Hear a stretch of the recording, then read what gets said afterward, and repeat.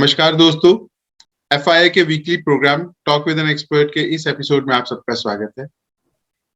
दोस्तों, हर हफ्ते हम आपके समक्ष किसी न किसी इंडस्ट्री एक्सपर्ट को लेकर आते हैं और आपके सभी सवालों का जवाब देने की कोशिश करते हैं। आज हमारे लिए बहुत ऑनर की बात है कि हमारे बीच एक बहुत ही अहम स्पीकर मौजूद हैं, जिनका साथ हमारा तब से है जब से हमने इस प्रोग्राम की शुरुआत की थी। स्पीकर का नाम है miss Monika Gupta. Monika Gupta ji assistant professor के रूप में दिल्ली यूनिवर्सिटी में काम कर रही और इनका subject political science and international relation है। और आज हम इंडियन फॉरेन पॉलिसी के बारे में बात करेंगे, उनके पॉइंट्स के बारे में बात करेंगे। तो मोनिका जी, आपका बहुत बहुत स्वागत है एक बार फिर हमारे इस प्रोग्राम में। Thank you so much. मुझे हमेशा ही बहुत अच्छा लगता है इस प्लेटफॉर्म पे आना, and thank you once again for giving me this opportunity. जी मोनिका जी, आप as a professor, assistant professor, आप एक अपना प्रोफेशन तो आपका है ही, बट आप जो अपने देश के लिए, यानी हम अपने नेशन के लिए कुछ कर रहे हैं, क्योंकि प्रोफेसर्स और टीचर्स का सबसे बड़ा प्राउड फील ये होता है कि वो अपने साथ साथ देश के भविष्य के लिए भी बात करते हैं। वो देश के भविष्य को निखारते हैं, जो हमारे आने वाले भविष्य। और आप नेशनल और इंटरनेशनल लेवल पर बहुत समय से काम कर रही हैं और पीएचडी स्कॉलर भी हैं। तो मैं आपसे रिक्वेस्ट करूंगा कि आप अपनी जर्नी हमारे ऑडियंस के साथ शेयर करें। बिल्कुल। पहले तो सबसे पहले मैं आप एफआईआई का धन्यवाद देती हूँ कि उन्होंने मुझे दोबारा इस प्लेटफॉर्म पे बुलाया, and it's my honour to be here and it's always wonderful to be here. तो मैं अभी, जैसे कि संजीव जी ने बताया, I am presently an assistant professor of political science and international relations at Delhi university, and simultaneously I'm also a PhD scholar, and I'm about to finish my PhD very soon from Jawaharlal Nehru University, and my PhD specialization is gender and diaspora studies, जो मैं south Asian women पे कर रही हूँ इन the UK. And इस research journey के बारे में अगर मैं थोड़ा सा आपको बताऊं तो 2019 में I was awarded with Commonwealth scholarship, जो कि एक बहुत प्रेस्टिजियस स्कॉलरशिप है for studying in the UK. So I went in September 2019 for a period of 1 year to the UK to study my field work and field research. And मेरी जो research है कुछ इसी बारे में है कि कैसे जो हमारी साउथ एशियन डायस्पोरा है, स्पेशली उसमें जो इंडियन डायस्पोरा है, उनका क्या योगदान है, ना कि सिर्फ होस्ट कंट्री यानी यूके के लिए, बल्कि ऑल्सो इंडिया में उनका क्या डेवलपमेंटल रोल हो सकता है। तो मैं इस एंगल को देख रही हूँ, एंड स्पेशली उसमें जेंडर का क्या पर्सपेक्टिव है, जैसे हमारी जो महिलाएं हैं डायस्पोरा में, उनका क्या योगदान है, ना कि सिर्फ होस्ट कंट्री के लिए but also to the home country which is India, and वो क्या कर सकती हैं। तो इस तरह का लिटरेचर हम जनरली आजकल नहीं पाएंगे। जो हमारे जितना भी एकेडमिक डिस्कोर्सेज होते हैं या डिस्कशंस होते हैं, तो उसमें वुमेन का क्या रोल रहा है इन डेवलपमेंट, तो कुछ उस बारे में है मेरा रिसर्च। एंड इसके अलावा because of my research work and educational achievement, मैं एक और चीज इस प्लेटफॉर्म के साथ शेयर करना चाहती हूँ कि 2020 मार्च में मुझे एक आउटस्टैंडिंग एजुकेशनल रोल मॉडल के अवार्ड से अवार्ड दिया गया था in the British parliament, British house of Commons में।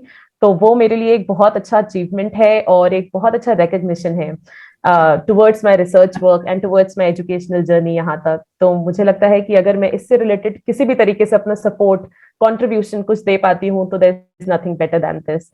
सो thank you once again for providing me this platform and this opportunity to share my experiences with the wider audience. Thank you. So wonderful to hear you, and many congratulations on behalf of FII, and we salute your effort, your dedication, your hard work. Thank you so much. Thank you. It really means a lot. Thank you. And we are very much honored to have you with us. Thank you, Sanjeev ji. It's my honor. It's my pleasure too. It's our honor. Yeah. जी, बात शुरू करते हैं आज के हमारे topic के बारे में, इंडिया फॉरेन पॉलिसी के बारे में। आप इसको कैसे डिफाइन करेंगे? बिल्कुल, thank you Dravya ji for this question. और मतलब मुझे ऐसा लगता है ये जो टॉपिक है इंडियन फॉरेन पॉलिसी, ये खुद में इतना डायनेमिक टॉपिक है and something that closely relates to India. तो इस पे अगर बात करने का, अगर हमने आज ये जो सेशन रखा है, that's definitely going to be very lively, क्योंकि मुझे ऐसा लगता है मेरे पास इतनी सारी चीजें हैं बताने के लिए। एंड इंडिया डेफिनेटली जिस तरह से ग्रोथ कर रहा है over the last few years, हम एक बहुत डेवलप्ड पैरामीटर में देखते हैं इंडिया को। Like in the coming next few decades India will definitely be on a much better path of development and growth.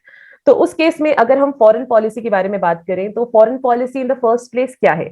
So foreign policy is nothing but those objectives and principles that guide a country. तो India के context में Indian foreign policy is those objectives and principles that guide India in establishing its relationship with the outer world and with different countries of the world. तो जब हम इन objectives और principles की बात करते हैं, तो there are few objectives and few principles that a country follows very strictly. And in Indian context, these 5 principles are guided from the Panchsheel Agreement that was signed in 1954 between India and Tibet region of China. And those 5 principles are, the first is mutual respect for each other's territorial integrity and sovereignty. The second is mutual non-aggression. The third is mutual non-interference. Fourth is peaceful coexistence, and the last and most important is equality and mutual benefits. And I feel India has strongly addressed these principles and objectives while establishing its relationship with any countries of the world. So that, I think, defines Indian foreign policy very briefly and very aptly. Where do you see India's foreign policy in these contemporary times? Contemporary times, if I talk about, then I think I would make use of 3 basic keywords to define India's foreign policy in the most contemporary phase. And those 3 keywords are: the first is it's ambitious, second is that it's target oriented, and third it's dynamic. And when I say ambitious, so ambitious basically means that when you have that zeal and desire to succeed. And similarly, India, especially in the last 1 decade, especially in the last 7 to 8 years, under the current regime of Modi-led government, we have seen that how ambitious our country is in terms of setting higher standards and goals for its development, in reaching out to the developed countries of the world like United States, UK, signing various kinds of deals, and enhancing our development by integrating partnerships as well. So that, I think, definitely India's foreign policy is very ambitious. Second, if I talk about, it's target oriented, which basically implies that the current government is exclusively focusing on certain areas like trade, investments, education. So previously I gave a talk on this similar platform on NEP, which is National Education Policy, and India came up with this National Education Policy back in 2019. And once we are, improving upon our educational standards, that actually impacts our overall image on global standards. And then many developed countries of the world try to reach out to India in terms of, having good partnerships or having student exchange programs at school levels, at college levels. So I think NEP in that way enhances a lot. And in that way, India is definitely targeting certain areas like skills, trade, investments, education. And that, I think, is a very good and very optimistic approach of Indian foreign policy. And the third, which is very important and which is clearly visible, is it is dynamic. That is, it is changing with the demands. As and when, what is the demand, what is the situation, Indian foreign policy has become that flexible to adjust itself with the changing scenario and the changing demands. So obviously, it is beyond doubt that the last 2 years have been of serious pandemic fallouts, and COVID-19 pandemic actually forced different countries of the world to look at their foreign policy perspectives. And India has been successful enough in, molding its foreign policy in such a way that has created an impact. So these 3 keywords actually define Indian foreign policy very aptly: ambitious, target-oriented, and dynamic. इसी पे based मेरा अगला question है, India की pre pandemic और post pandemic foreign policy देखें अगर, तो is there much difference there? I would say yes, definitely. तो उसमें जो एक फ्लेक्सिबिलिटी का एलिमेंट आता है, वो डेफिनेटली यहाँ पे रीइटरेट करना चाहूंगी मैं कि इंडिया बहुत फ्लेक्सिबल हो गई है in adjusting to its domestic needs, and similarly collaborating with other countries on the basis of that. तो इसका एक बहुत अच्छा, मतलब if I have to explain this in better words, I would take examples of few countries. जैसे हम US, China और एक नेबरहुड में अपनी बांग्लादेश का एग्जाम्पल ले सकते हैं. तो अगर प्री कोविड वर्ल्ड देखें तो इंडिया और यूनाइटेड स्टेट्स के बीच में रिलेशंस हमेशा से अच्छे रहे हैं, कुछ उतार चढ़ाव डेफिनेटली रहे हैं, लेकिन कभी भी वर्स्ट सिचुएशन नहीं रही है इंडिया यूएस रिलेशनशिप में. तो the factors that were guiding Indian foreign policy while dealing with United states was basically that both the countries are one of the successful democracies of the world. So democratic ideals, values, value for human rights, equality, ये सारी चीजों पे and definitely trade, economic investments, etc. were always there in Indian foreign policy while dealing with the United States. But post-COVID and during COVID especially, India changed its relationship. Obviously, these factors were continuing, but then relationship based on vaccine diplomacy, then relationship based on science and tech, relationship based on medical aid, the kind of aid we received from United States, then the way we transferred a lot of vaccines, etc. So skills know-how, technical know-how during vaccine development, a lot of these knowledge exchanges were also seen as part of Indian foreign policy approach with the United States. So that I think is a very striking example of pre-post COVID world and the way India is adjusting with different countries of the world. And similarly अगर हम China की बात करें तो ये एक different picture present करता है. क्यों? क्योंकि चाइना के साथ इंडिया का relation has always been on a bitter side because of many reasons. उतने स्मूथ रिलेशंस नहीं रह पाए हैं despite a lot of efforts from our side to maintain good relations and cordial relations with the country. However, during COVID it got worse in terms of not just the virus, the Wuhan virus as it is called, but because of other factors as well, like the border issues. हमने देखा कि किस तरीके से border and पूरे the kind of negotiations and talks जितनी भी हो रही थी, all those talks were a failure because of many reasons, many reasons. But yes, during COVID and post-COVID, we can say that the relations between China and India has got strained despite a lot of efforts from the Indian side and then diplomatic efforts made from the Indian side to negotiate talks on a much better level. But the responses from the China side was not that very effective, you can say. So that I think made a difference in terms of relationship between India and China. And lastly, talking about Bangladesh, India and Bangladesh, ये example इसलिए अच्छा है क्योंकि we are talking about a neighbourhood and the current government after coming to power in 2014 led excessive impact on our neighbourhood policy कि हम अपने neighbours के साथ एक अच्छा रिलेशनशिप स्टैब्लिश करेंगे. तो प्री कोविड तो definitely India made a lot of efforts and that was clearly evident कि जब when Narendra Modi was swearing in as the Prime Minister of India, he invited all the Prime Ministers of all the neighborhood countries of Pakistan, Sri Lanka, Bangladesh, etc. to his swearing in ceremony. So that was an indication that we really want good relations with our neighborhood. But in that case, obviously with Bangladesh, we have achieved a lot in terms of solving the land agreement deal, making a land agreement deal. And during pandemic and post-pandemic, the relations have enhanced in a much better way.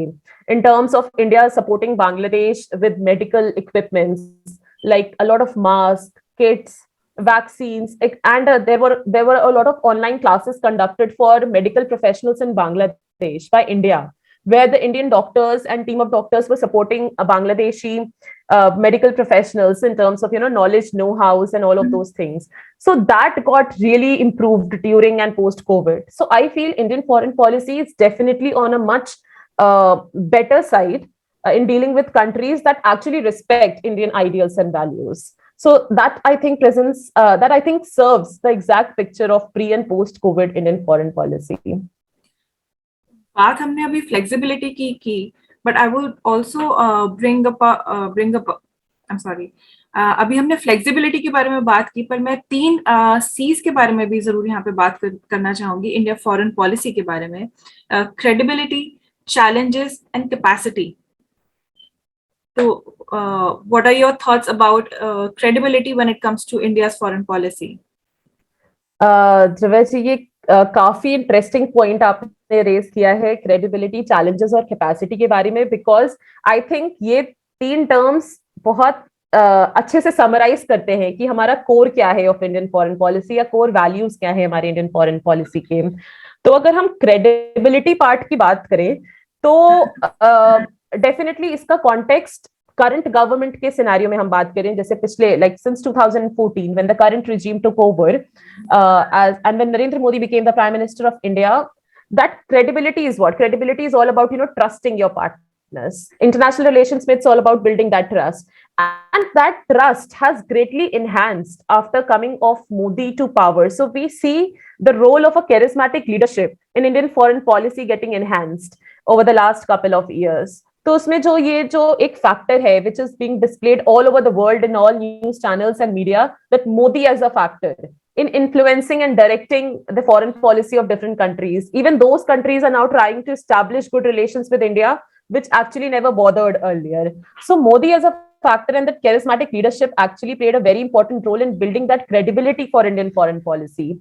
So I think that is one factor. And apart from that, the other policies that have been taken under in the last few years in terms of जैसे हमारे पास पहले look east policy थी, where we look towards the east countries or the Southeast Asian countries. अब उसको that was transformed into act east policy by the Modi led government.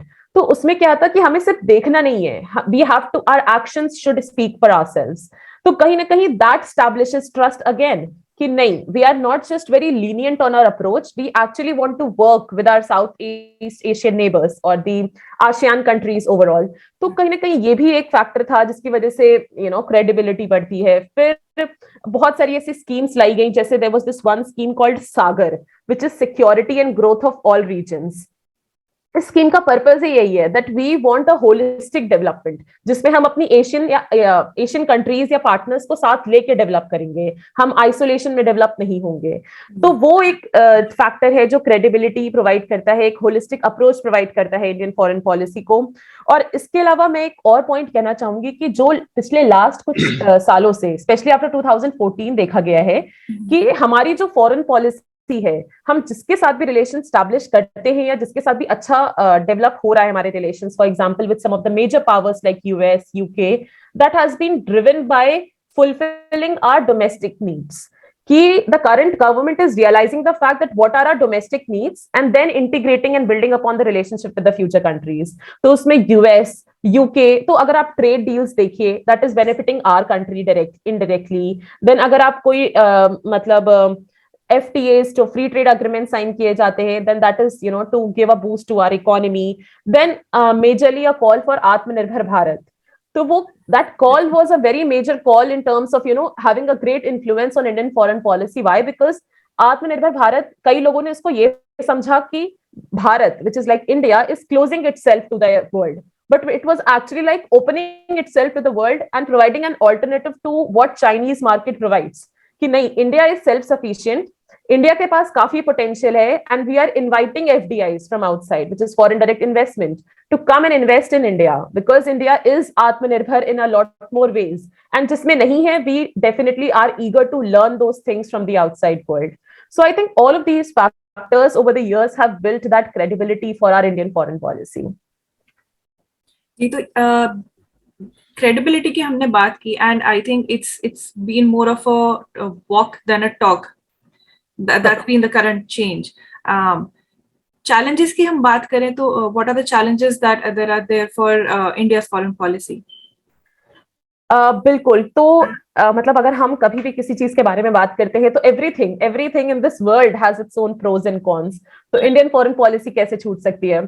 तो definitely बहुत सारी अच्छी चीजें हुई हैं or those changes reflect on a very brighter side for India. But then there are certain challenges which have been constantly impacting Indian foreign policy. और उसमें सबसे major change अगर हम देखेंगे तो वो है regional challenges. और regional challenges में सबसे first challenge is in our neighborhood itself. Like our constant efforts have failed when it comes to dealing with Pakistan, because of many factors, but then that impacts our foreign policy and our foreign policy image. So a lot of terrorist related activities, cyber crime हो रहे हैं, and a lot of other things. तो अगर हम immediately neighborhood में देखें तो the impact of Pakistan on Indian foreign policy, and अगर हम regional area मतलब एशिया में पूरे देखें तो impact of China. We have seen over the last few years how that has impacted. So that has been one major challenge that is still continuing in one form or the other, and that has you can say created that impact on created a challenge, a major challenge for Indian foreign policy. इसके अलावा कुछ ऐसे challenges रहे हैं जो आई would say that last 7 years से definitely come हो रहे ओवर द इयर्स, बट उससे पहले इंडियन फॉरेन पॉलिसी को इम्पैक्ट करते आ रहे थे। तो जैसे उसमें एक था कि we for a very long time never had a very good leadership in our country, क्योंकि जो मैंने इससे पहले भी बताया, मोदी एज अ फैक्टर जो काम कर रहा है and that is reaping benefits for us. और इसमें मैं आपको एक पर्सनल एग्जांपल भी देती हूँ। जैसे I explain to you that I receive this Commonwealth scholarship for studying in the UK. तो जब मुझे ये स्कॉलरशिप मिली, उस टाइम तक India was in the low and middle income countries, and अब ये स्कॉलरशिप मतलब अब इंडिया की जो पोजीशन है, ये स्कॉलरशिप अब बंद करके दूसरे फॉर्म्स में मिलती है बच्चों को, बट अब इंडिया कॉमनवेल्थ कंट्रीज में हाई इनकम कंट्रीज में आता है।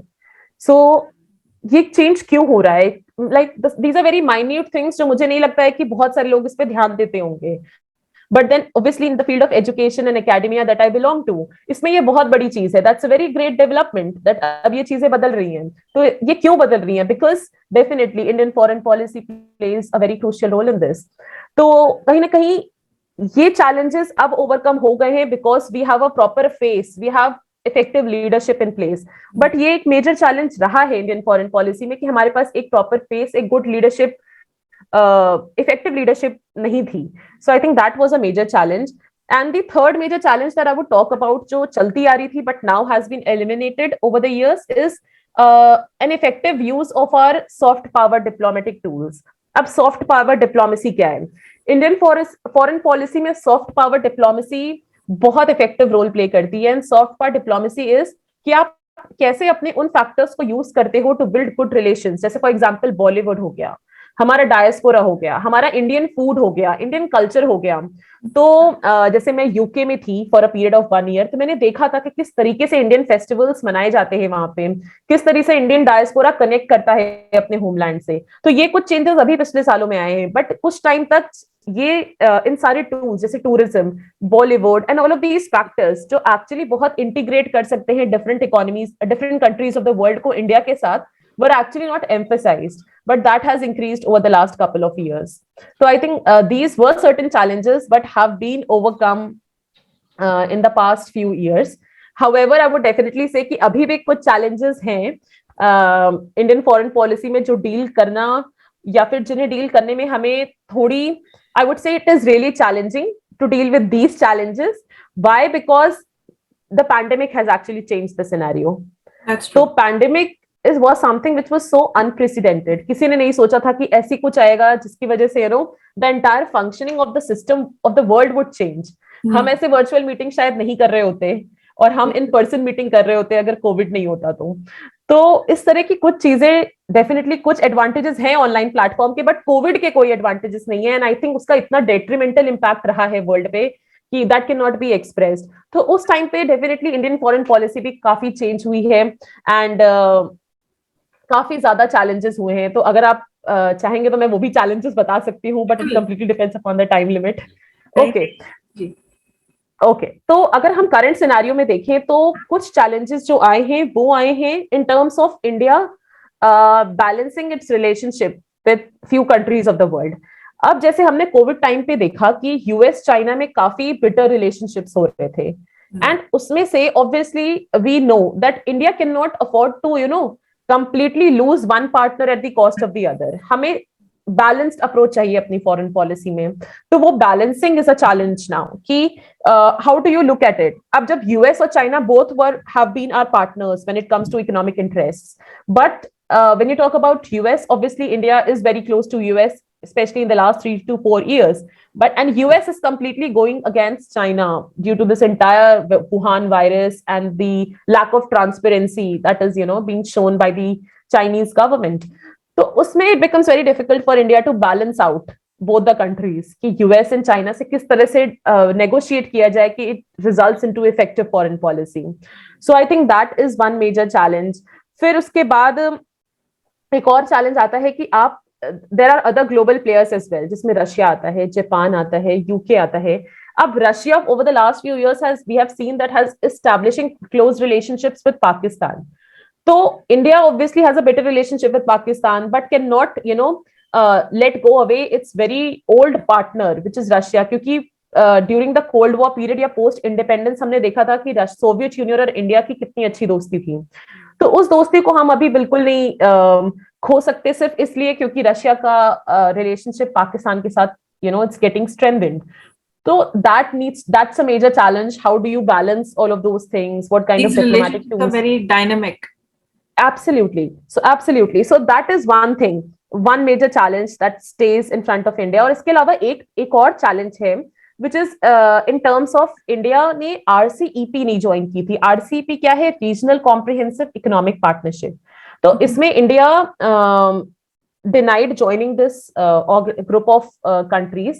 Why? Because India really wanted to protect its industries from from dumping, so that the other countries which are part of that group cannot dump their products into India, because India had that approach of protecting its market and its domestic needs and industries. So in that case, that is acting as a challenge. Why? Because कुछ Southeast Asian countries है जो actually ये सोच रहे थे कि अगर India इस ग्रुपिंग का पार्ट होता है तो इंडिया उनके लिए एक ऑल्टरनेटिव मार्केट होती एज कंपेयर टू चाइना. उनका काफी ज्यादा इन्वेस्टमेंट है चाइना में, तो इंडिया एक ऑल्टरनेटिव प्लेटफॉर्म प्रोवाइड कर सकता था अगर वो आरसीईपी का पार्ट होता, although India had its own reason of not joining RCEP. तो कहीं ना कहीं वो चैलेंज फिर से है इंडिया के पास कि वो कैसे without being part of RCEP, it addresses the needs of the ASEAN countries. ASEAN countries is like Association of Southeast Asian Nations. तो उनके कंट्रीज को फिर भी एक ओपन मार्केट और एक अच्छी मार्केट कैसे प्रोवाइड कर सकता है to those countries, and how India can act as an alternative to China. Why? Because many countries and many companies are looking, and ऐसा किया भी है, काफी कंपनीज ने अपना चाइना में मार्केट रिमूव करके it's trying to rebuild in India. तो वो क्यों हो रहा है? Because of this pandemic. So इस चैलेंज को भी इंडिया को आई थिंक इफेक्टिवली डील करना है, but I really feel that it's really on the verge कि वो it is moving in that pace कि वो in over the years it will be able to rectify that. जी Monika ji, next question मैं बात करूंगा कैपेसिटी के बारे में. लाइक आपने अभी थोड़ी देर पहले बताया कि पहले जब आपको स्कॉलरशिप की बात की थी आपने कि इंडिया को अंडर इनकम में लिया जाता था और उसके बाद अब हायर साइड में लेते हैं. तो नेचुरली इंडिया ग्रो कर रहा है और हमारे प्राइम मिनिस्टर मोदी जी के उसमें वो एक डायनामिक लीडर हैं. और किसी भी देश को चलाने के लिए किसी भी लीडर, हर जगह लीडर होता है, चाहे वो देश का हो, चाहे वो फैमिली में हो, चाहे वो बिजनेस में हो. जहां पे एक अच्छा लीडर होगा, अच्छा डिसीजन मेकर होगा और उसका विजन बड़ा होगा, वो चीज हमेशा तरक्की करेगी और ग्रो करेगी. इसीलिए इंडिया ग्रो कर रहा है और हमें प्राउड है इस बात पर. और आज आपके साथ हम इंडिया की बात कर रहे हैं इसके ऊपर, इसलिए भी हमें प्राउड है. तो लेकिन अब हर वक्त पे, हर लेवल पे कहीं ना कहीं कोई ना कोई चैलेंज आता है, राइट? पहले के चैलेंजेस और थे, अभी के चैलेंजेस और हैं, आगे के चैलेंजेस और होंगे. तो आज पहले का आपने देखा, अभी का देखा, तो आप इंडिया की कैपेसिटी को आज की फॉरेन पॉलिसी को देखते हुए, उसका विजन देखते हुए, आगे के 10 सालों में इंडिया को कहाँ स्टैंड देखती हैं कि वो कितनी कैपेसिटी उसकी बड़ी होगी या किस लेवल पे होगा वो? कुछ आप उस बारे में बताएं. बिल्कुल बिल्कुल, thank you Sanjeev ji for the question. और मैंने जैसा कि अभी इससे पहले भी चैलेंजेस के बारे में बताया, बहुत सारे कुछ कांस्टेंट चैलेंजेस रहे हैं, कुछ अभी चैलेंजेस हैं जो इंडिया को डील करना है. बट उसके अलावा भी अगर आप मेरा ओपिनियन देखेंगे तो मैं अभी भी बहुत एक होपफुल और एक ऑप्टिमिस्टिक फॉरेन पॉलिसी देखती हूँ अगले 10-20 सालों में. और ऐसी फॉरेन पॉलिसी जो actually that brings in growth for our country, that brings in development for our country. And when I say it brings in development for our country, it actually implies that it brings development to each and every section of our society. ठीक है, तो उस तरह का development मैं देखती हूँ. क्यों? बिकॉज जो पॉइंट मैंने आपको बताया था कि जो भी फॉरेन पॉलिसी है हमारे देश की पिछले कुछ सालों में, that is integrated with our domestic needs. और जब डोमेस्टिक नीड्स और एक पार्टनरशिप की अगर हम बात करें विद द डेवलप्ड वर्ल्ड या with other countries of the world, तो कहीं ना कहीं when that two gets integrated, तो it is bound to bring in development over the next few years. तो मैं बहुत होपफुल और बहुत एक ऑप्टिमिस्टिक फ्यूचर देखती हूँ फॉरेन पॉलिसी का इंडिया का. और इसमें कुछ रीजंस और भी हैं मैं ऐसा क्यों सोचती हूँ. बिकॉज पिछले साल India is serving its 8th term in the United Nation Security Council as a non permanent member. तो this is a very big thing for a country, for a developing country like India की this India is getting this platform to globally represent India. It's at such a dynamic and at such a recognized platform of United Nations Security Council.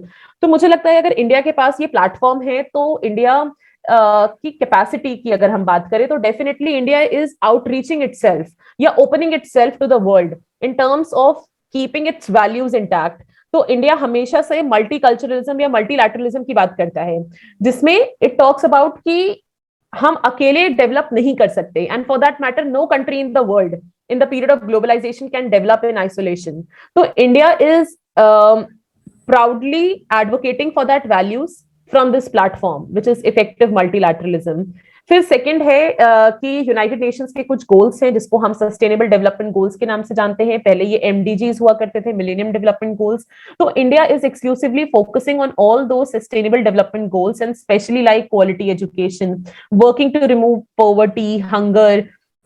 फिर अगर हम gender equality की बात करें तो भी कहीं ना कहीं अब बहुत सारे डायमेंशंस में there is an enhanced role of women coming into academia या फिर वो कोई भी सेक्टर हो इन इंडिया. तो अगर इंटरनेशनल प्लेटफॉर्म की बात करें तो इंडिया कहीं ना कहीं is becoming a very good example also of working towards the sustainable development goals. And lastly, strong advocacy of India towards climate change. So climate change में भी India is actively participating, and India is advocating that thing from the platform of UNSC, United Nations Security Council, कि हाँ we are taking due efforts of reducing carbon emissions. हम climate change के लिए जितना कर सकते हैं हम करेंगे. When in terms of India being a founder member of International Solar Alliance, जो हम ISA के नाम से जानते हैं, उसमें क्या इंडिया का प्रोएक्टिव कंट्रीब्यूशन रहा है. तो कहीं ना कहीं ऑल ऑफ दीज फैक्टर्स, अब ISA में जो बाकी कंट्रीज इन्वॉल्व हो रहे हैं ये क्या है, हमारी indirect climate related foreign policy है. तो कैपेसिटी इंडिया के पास बहुत है, बट मुझे बस अफसोस इस बात का होता है कि पिछले 2014 से पहले इस पे इतना ज्यादा ध्यान ही नहीं दिया जाता था कि कैसे हम अपनी डोमेस्टिक नीड्स के साथ साथ अपनी फॉरेन पॉलिसी को आगे बढ़ा सकते हैं. तो I think that in that terms definitely our capacity has definitely enhanced over the last few years. और फिर हम बात करें तो जैसे मैंने थोड़ा सा हिंट दिया था अपनी टॉक में पहले भी कि आत्मनिर्भर भारत के बारे में. आत्मनिर्भर भारत का जब कॉल दिया गया था 2019 में, तो इट वाज कंसिडर्ड दैट कि Modi led government is trying to close Indian economy, कि हम सेल्फ रिलायंट बनेंगे. ये गलत इमेज गई थी, but however it was exactly the opposite. आत्मनिर्भर भारत और a call for self reliance was basically a call given कि India has all the potential, come and invest in us, come and look for opportunities in our market, come and look for those areas which are untouched, and you can bring in your knowledge, your technical know-hows and all of those factors in the form of FDIs, anything. तो आप वो लेकर आइए, and India अपने आप में एक self sufficient economy बन सकता है अगर आप इस तरीके से सहयोग करें. And indirectly it was a message that India can be an alternative and a very big successful democratic market to the world. So that was basically an indirect meaning of Atmanirbhar Bharat or a call for self-reliant.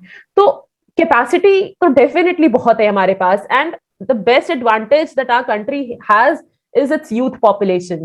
आजकल European countries कोई भी बाहर हो गया तो वो youth, उनके पास youth power ही तो नहीं है.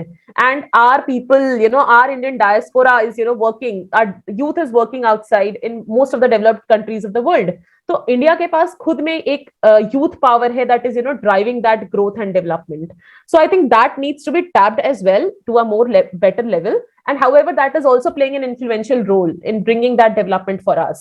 So that is one factor that gets integrated in terms of talking about the capacity of Indian foreign policy.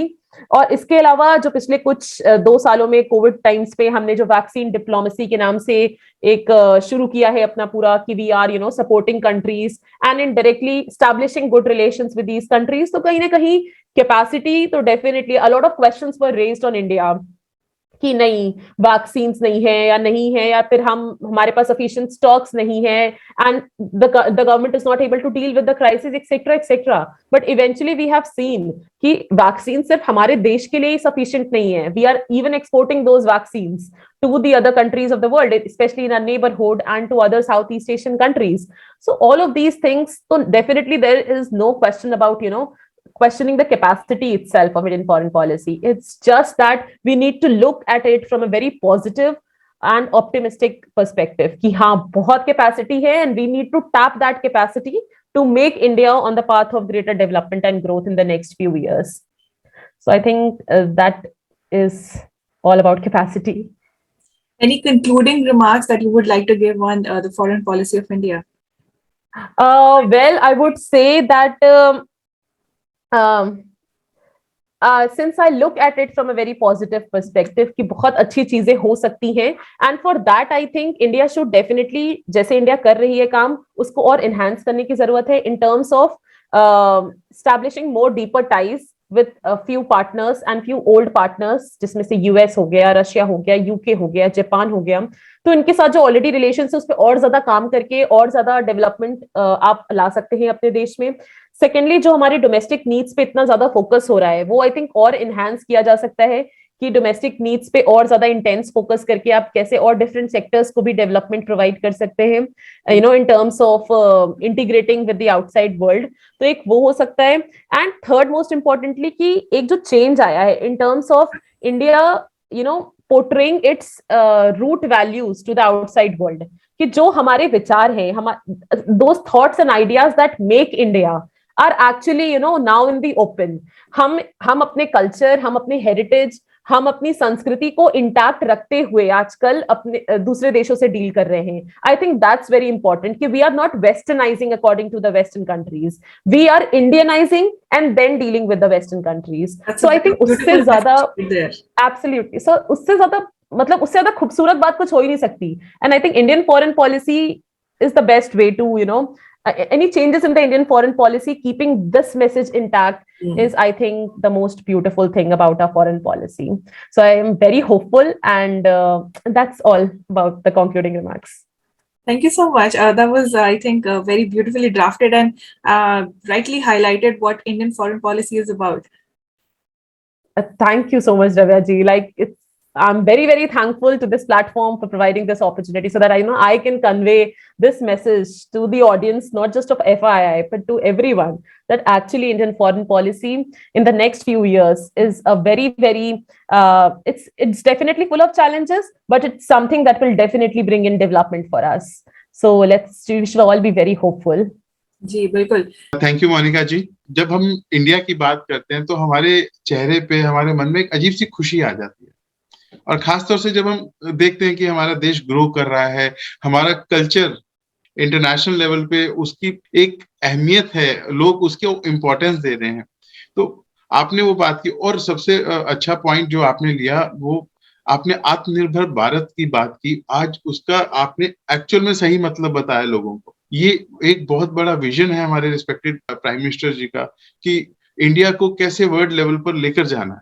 तो उन्होंने एक स्ट्रेटेजी बनाई. बेसिक चीजों की, हर चीज में एक फाउंडेशन की जरूरत होती है, तो ये तो बेसिक फाउंडेशंस को स्ट्रांग बनाने के लिए उन्होंने किया. और साथ में विजन था जो आपने आज एक बहुत ही अच्छे तरीके से उसको समझाया, उसको सामने रखा. मैं समझता हूँ कि हमारे ऑडियंस को ये बहुत अच्छे से क्लियर हो गया होगा और उनमें एक नया उत्साह पैदा हुआ होगा आपकी इस बात को सुन के.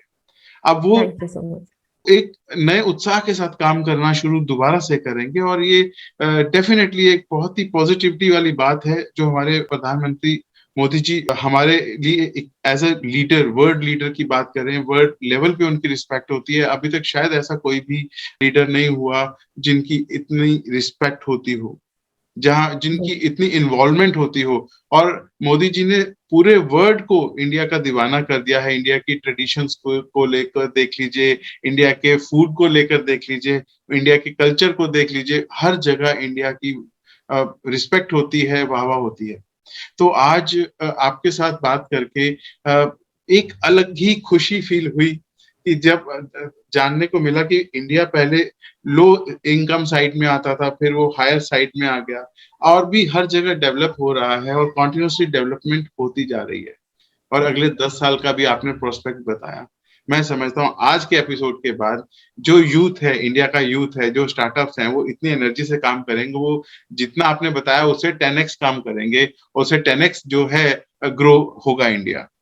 बिल्कुल, मैं यही उम्मीद करती हूँ. एंड अगर ऐसा 1% भी हो जाता है तो definitely this talk would be the most effective thing. तो इसी के साथ ही आज हम अपना इस प्रोग्राम को इजाजत लेते हैं. आज क्योंकि समय अलाउ नहीं कर रहा, समय हमारे लिए बाउंडेशन है, तो आज हम यहीं पे इजाजत लेते हैं. नमस्कार. Namaskar. Thank you so much. Thank you so much for joining us today. Tell us in the comment section how you liked today's episode. Leave us comments about your questions, thoughts, and feedback. Do catch us live next week on Thursday at 6 p.m. on YouTube and Facebook. For regular updates, stay connected with us and subscribe to our channels. See you next week.